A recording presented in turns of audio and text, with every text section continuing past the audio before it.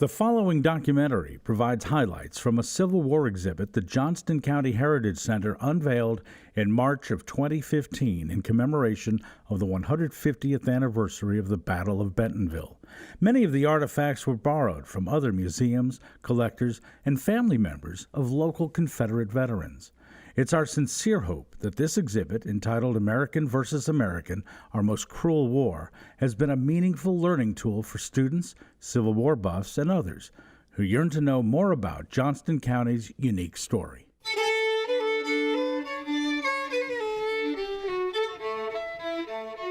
Politicians from the agrarian slaveholding South reached an impasse with those of the industrialized abolitionist North by 1850 over the expansion of slavery. Compromise delayed armed conflict for another decade, but the election of avowed abolitionist Abraham Lincoln as U.S. President in November of 1860 led to several Southern states seceding from the Union and forming the Confederate States of America. While Johnston and Wake were considered Democratic counties, their leaders voted with Republican pro-Union counties to keep North Carolina in the United States. After Lincoln asked North Carolina Governor John W. Ellis for troops to fight the South in the spring of 1861, the die was cast. A secession convention was held in May. Delegates Claudius Brock Sanders and William A. Smith from Johnston, along with those from Wake and 22 other counties, supported a resolution by former U.S. Senator George Badger of Raleigh not to secede, but to separate based on the constitutional right of revolution. On May 20th, 1861, at 5:30 p.m., a handkerchief was dropped from the west balcony of the state capitol, signifying that Sanders, Smith, and the others were outvoted, and that secession had passed. A Wake militia unit that included Henry E. Thane and 7 other Johnstonians performed a 100-gun salute, and North Carolina was pulled into America's most cruel war.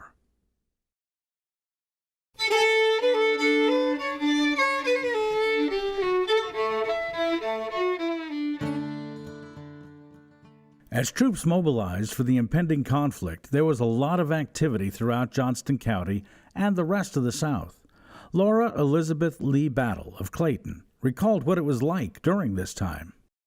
From morning till night was heard fife and drum, or the talk of the citizens that preparations were being made all over the South for a contest which would soon end in favor of states' rights. Shortly, trains loaded with men going to enlist and soldiers kept the young people running to the depot to see the different regiments. Everyone had a flag, which was waved as the trains passed our town. Sometimes they made no stop at the stations, but the girls had notes of encouragement written and placed between the split sticks. And as the cars went by, the girls would throw their missives of faith and hope to these strangers. When the ladies were sewing on the uniforms, the girls would write notes and put them in the pockets of the soldiers' jackets. In these, they would write and beg the wearer to be true to his colors and his country, and never despair until the last Yankee had been whipped. Like bread cast upon the waters, the soldier boys read and were inspired with courage to go on. And very many correspondences begun like that, ripened in later years into love and marriage. William Nicholas Rose Jr. recalls the day he enlisted in his village at Bentonville, North Carolina, and the irony of war. The war came. When North Carolina made the first call for troops, I, in common with the other young men of the country, on the first day of May 1861, donned the red shirt of a soldier under Captain Barney Lane at the historic village of Bentonville in the county. Little did we think on this ever memorable first day of May that the closing scenes of the great struggle that was to follow would be upon the threshold of our once happy home, and at the very place where we first became a soldier.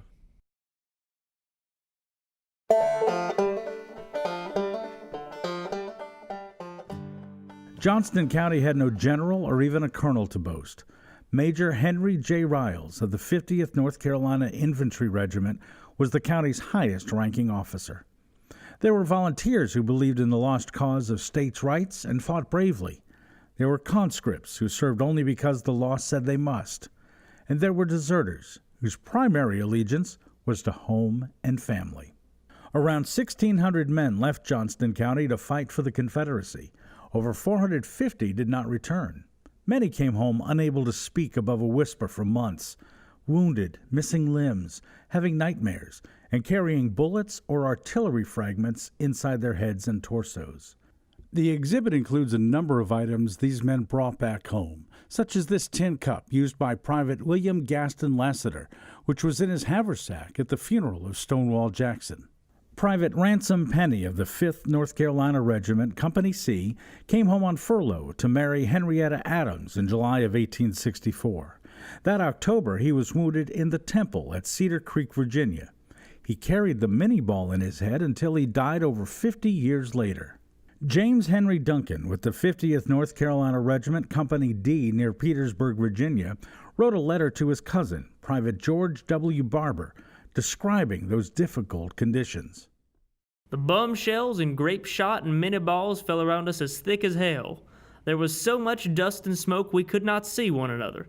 That was the hottest time I ever saw.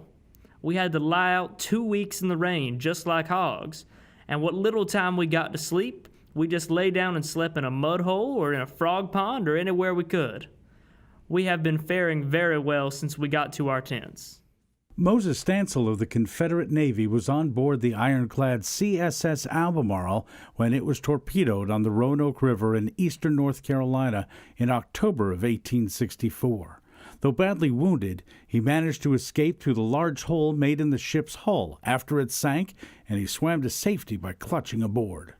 Private Henry E. Thane of Smithfield, member of the 1st North Carolina Artillery, won a name for himself during the Battle of Gettysburg.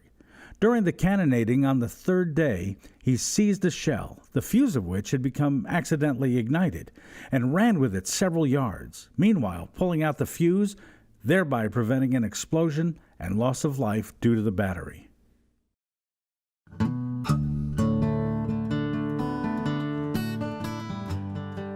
Union officers noted the grandeur of plantation houses, such as the plantation home of William A. Smith off Brogden Road, then known as River Road, and some decided they should not be left standing.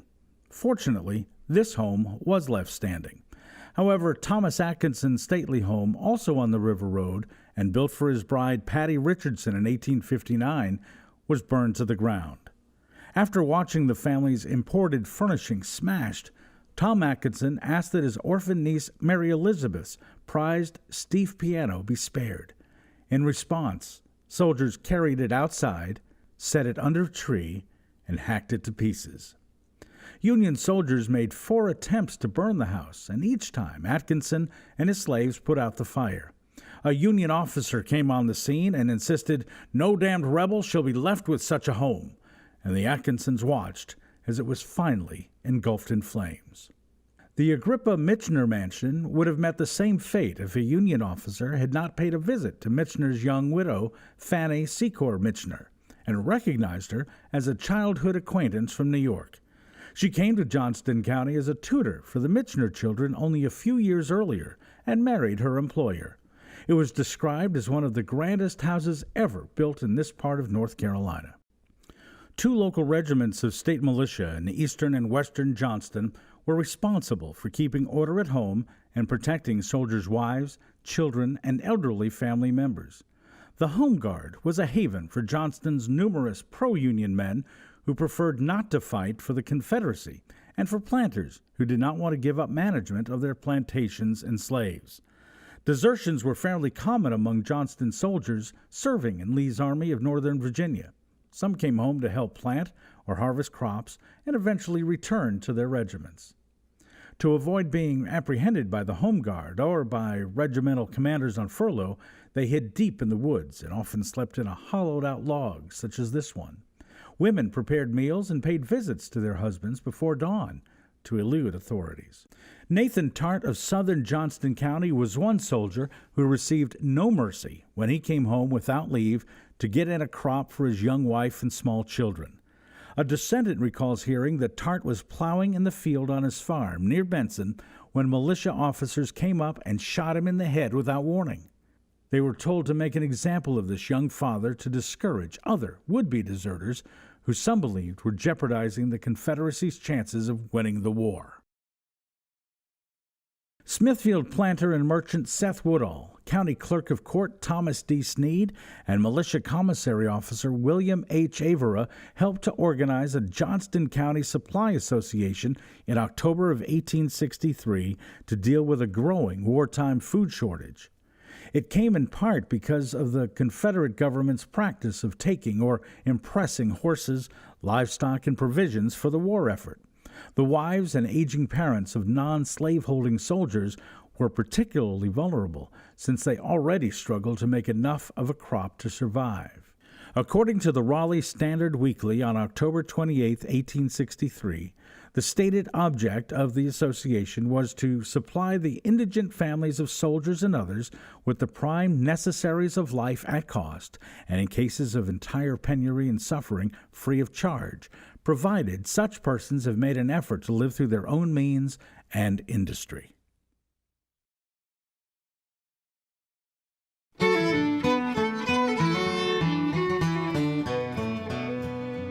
At first, the war was financed by tariffs on imports and taxes on exports, a self-imposed embargo designed to raise European demand for cotton, and a U.S. Navy blockade of Wilmington and other southern ports led the Confederacy to print money, issue bonds, and impose taxes.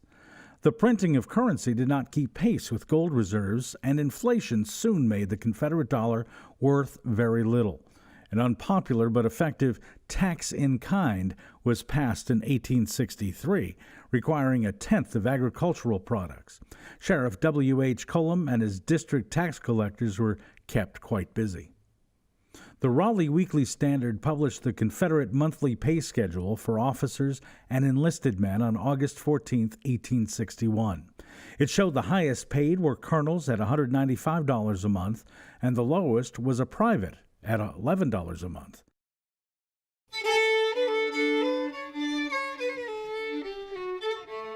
Before the Civil War, infantry soldiers typically carried muskets that held just one bullet at a time. The effective range of these muskets was only about 80 yards, which meant battles were fought at close range. Rifled muskets, which could shoot up to 1,000 yards, were not used in the military because they took too long to load. That is, until Claude Mignet of France invented a cone-shaped lead bullet with a diameter smaller than that of the rifle barrel. Soldiers, who called them mini-balls, could load them quickly without the aid of ramrods or mallets. Rifles with these new bullets were more accurate and deadlier than muskets. Infantrymen had to change the way they fought. Even troops who were far from the line of fire had to protect themselves by building elaborate trenches and other fortifications. It's estimated that mini-balls accounted for 90% of casualties in the Civil War. By 1863, Union soldiers had access to repeating rifles, which fire more than one bullet without needing to reload. Southern states didn't have the industrial capability to make them, so during the last half of the war, Confederates were at a decided disadvantage. Bayonets attached to the end of the rifle, as well as pistols, knives, swords, and sabers, were used in close combat. Swords and sabers were carried by men in the cavalry and artillery and by officers in the infantry.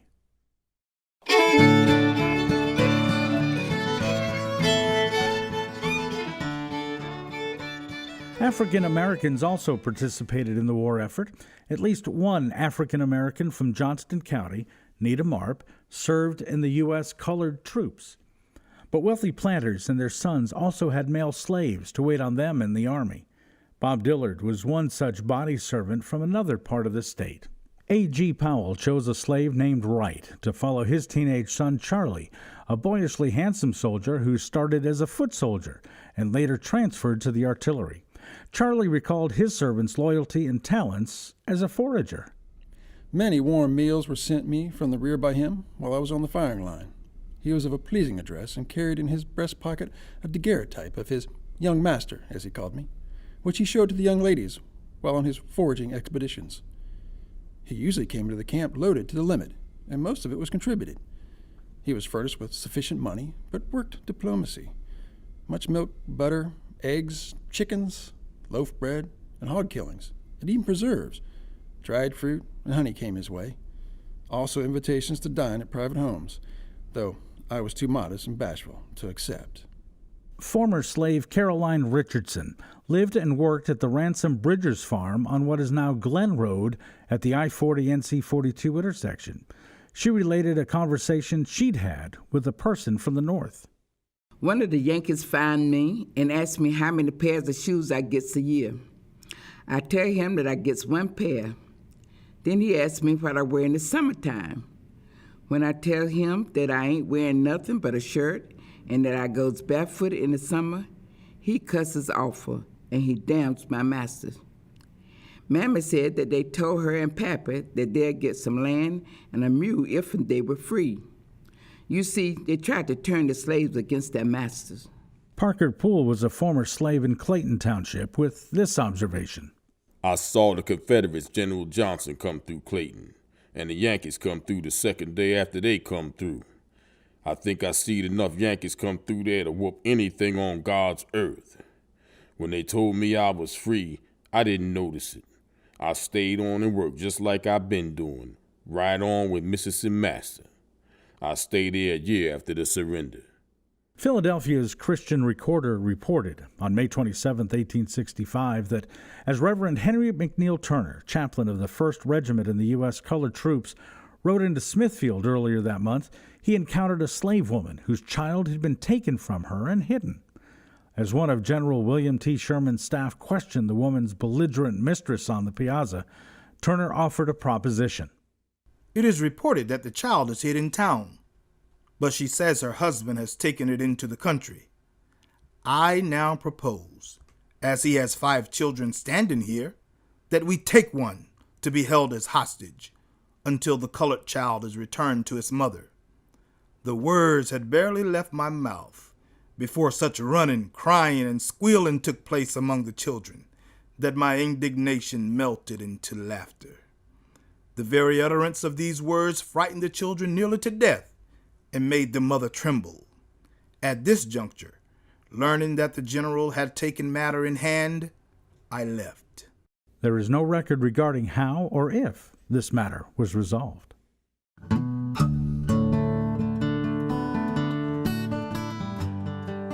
Toward the end of the war, Governor Zebulon Vance reorganized the state militia, and an election was held for major of the Johnston County Battalion. Planter politician and avowed Unionist William A. Smith ran against Colonel Adam J. Heath, who had commanded the Home Guard since the war began. Smith told the men gathered in the courthouse square, "We did not make the war, and I for one want a good place to keep from the bullets." Smith won by a landslide, with Heath receiving 1 vote, his own. This incident illustrates how war-weary most people were by the time Dr. James Thomas Leach of Leechburg, presently Cleveland Township, decided to run for Confederate Congress in 1863.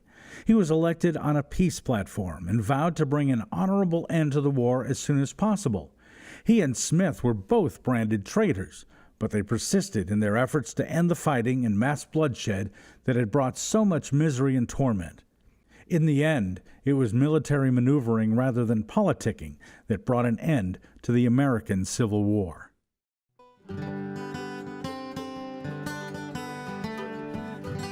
Charlie Powell and his comrades fought hard to halt the Union advance from Atlanta to his home state.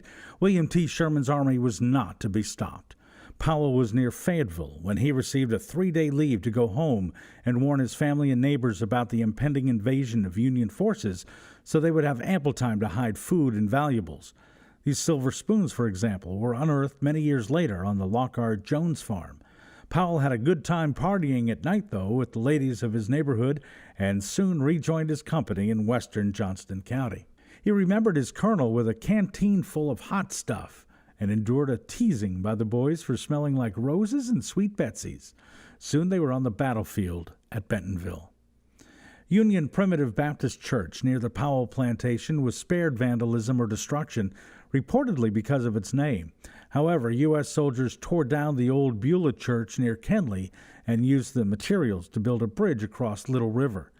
The church was rebuilt and in 1915 finally received $300 in reparations. The 50th North Carolina Regiment was called from Tarboro to Savannah to join General Joseph Johnston's Army of Tennessee in November 1864.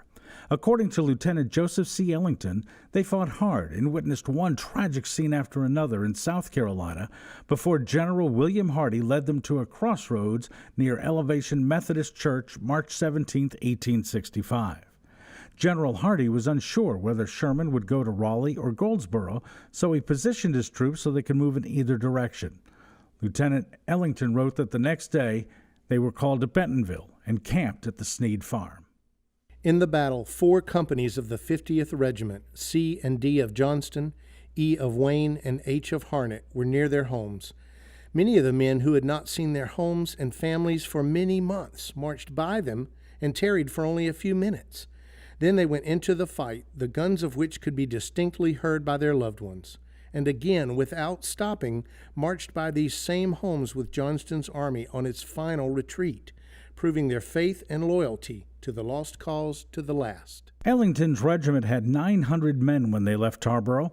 By the end of the Bentonville battle, less than half remained. They had not slept under shelter since November. 13-year-old Mary Harper's home was in the middle of the battleground, but her parents, Amy, who's pictured here, and John Harper, refused to leave. After several hours of fighting, many wounded and dying Federal soldiers were brought there.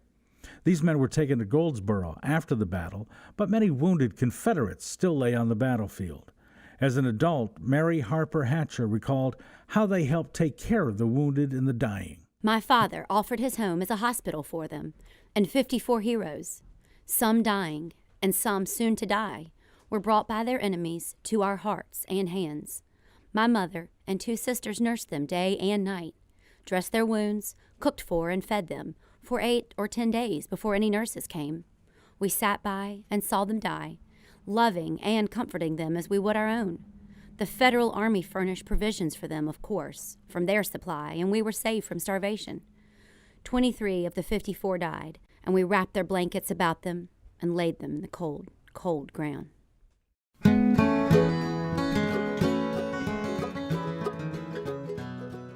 Lieutenant Etheldred James Holt was one of 100 men remaining in his brigade of mounted cavalry at Appomattox Courthouse, Virginia, April 9, 1865. Decades later, he relived the events of that day. The sun came up to our left, gloriously bright and warm and cheering to men worn out with cold, hunger, and loss of sleep as we were. About that time, a chaplain from some regiment in our division rode out in front of our brigade and made an earnest and fervent prayer. Soon afterwards, the enemy began shelling us. Promptly, General W.P. Roberts' brigade charged in line, with drawn sabers directly upon the battery. Our charge was first met by shells, then grape, and then by canister and the balls from the carbines. When we got within about 200 yards of them, they began to run. Some went into the woods, some took shelter under the gun carriages, and all quit firing. Our loss was very light. We captured 4 Napoleons and about 50 men. As soon as they got prisoners and the captured guns to a secure location and reorganized, a small enemy force was spotted. I called to General Roberts and pointed them out, and after a hasty examination with his field glass, he ordered the 75th to charge and capture them. We at once drew sabers and charged in columns of 4. Our Yankees dropped on their knees and opened on us with a hot fire with Spencer rifles. I saw it was impossible to reach them with the saber and gave the order to unsling carbines and fire. We gave them a volley, and about that time my horse was killed. He soon ordered his men to fall back, and moments later, firing ceased as a party of Confederates came riding toward the courthouse with a flag of truce. General Robert E. Lee had made the agonizing choice to surrender his army. Roberts and others made their escape, and Holt, with no horse, was left in command. We soon were camped in a field near the courthouse, where we made out a roll of men and officers present, drove our guns into the hard earth to tie our horses to, made a fire, burned our flag to keep the Yankees from getting it, and waited for further orders and something to eat. The next day we lay and rested. On Tuesday evening, we got our paroles ready and left for our homes in North Carolina.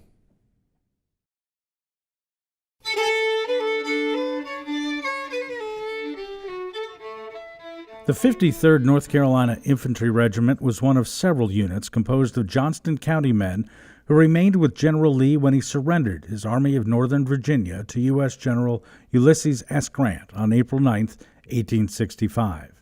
Captain J.C. Richardson of Company C and many of his men had been captured at Fort Stedman near Petersburg on March 25th and were being held in Point Lookout Prison on the coast of Maryland.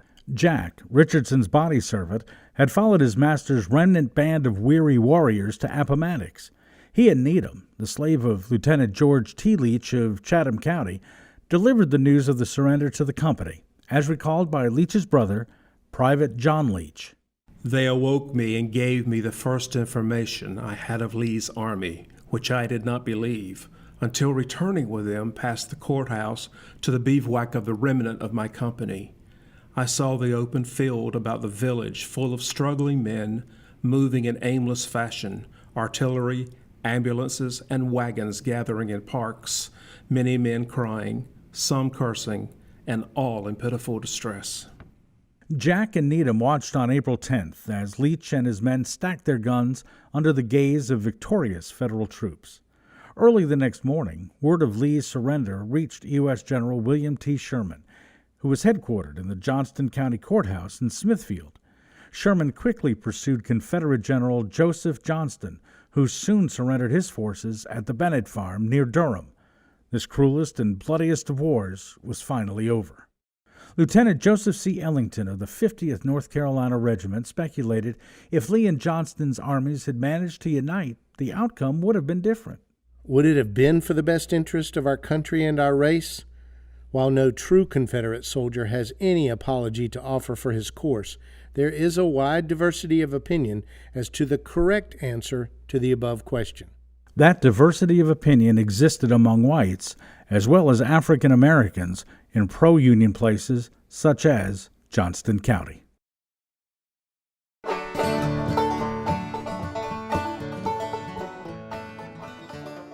After the war, many local veterans groups were formed in the South, many becoming part of the United Confederate Veterans, which was formed in 1889. The first regular meeting of the UCV was held in 1890, and the final reunion was held in 1951. Descendants of Southern soldiers began an organization called Sons of Confederate Veterans in 1896, and they continue to hold meetings and are involved in activities to memorialize their Confederate ancestors. Johnston County's Confederate veterans got together each year following the war, such as this group on July 4, 1919, in Selma, North Carolina. John Harrison Parker was a young man when he enlisted in the Confederate Army and was promptly handed this bugle, which he didn't know how to play at the time, but quickly learned and became the regimental bugler. After the war, Parker brought the bugle with him to each reunion, even 54 years later at the 1919 reunion in Selma. Andrew Jackson Ellis enlisted in the North Carolina 2nd Junior Reserve Troops in 1864. He was a commander-in-chief of the North Carolina Veterans and was Johnston County's last living Confederate when he died in 1944 at the age of 97. On August 27, 2016, the Heritage Center of Johnston County hosted a reception honoring one of only 10 real daughters of the Confederacy in the United States. 93-year-old Iva Lee Benson Gainey of Benson is the daughter of Confederate veteran Charlie Benson. Speakers at the reception included Heritage Commission member John Booker of Smithfield and Patricia Gasson of Wilmington, president of the North Carolina Division, United Daughters of the Confederacy. Craig Braswell, portraying General Joseph E. Johnston, presented Mrs. Gainey with a framed certificate commemorating the event.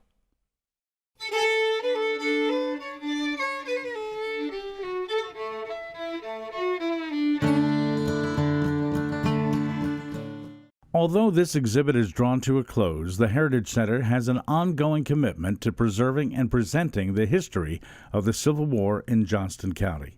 Schools, libraries, and other museums desiring to borrow display panels from the exhibit for temporary exhibitions are encouraged to contact the center's director at heritagecenter@johnstonNC.com or by phone at 919-938-4708.